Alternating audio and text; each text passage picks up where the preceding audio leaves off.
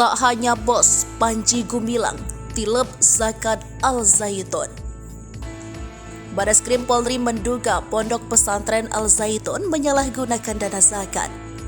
Pihak Bareskrim menyebut penyelewengan zakat itu diduga dilakukan oleh Panji Gumilang, pimpinan Al-Zaitun.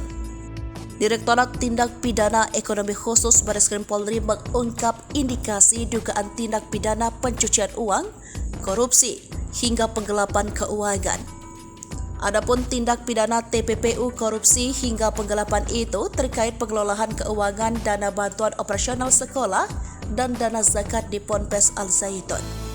Dugaan-dugaan tindak pidana keuangan itu dikantongi setelah penyidik di Tipideksus Bareskrim Polri mendapat hasil laporan analisa dan berkoordinasi mendalam dengan tim analisis dari Pusat Pelaporan dan Analisis Transaksi Keuangan serta ahli TPPU.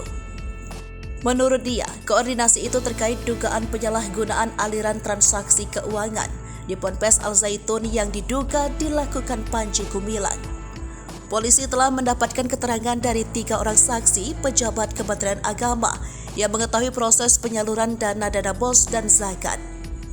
Sebagai informasi, selain dijerat terkait tindak pidana penyalahgunaan keuangan, Panji telah dilaporkan ke Bareskrim Polri atas dugaan penistaan agama. Adapun barang bukti yang didalami di perkara tersebut adalah tangkapan layar atau screenshot dari akun media sosial Panji Gumilang yang diduga menistakan agama Islam.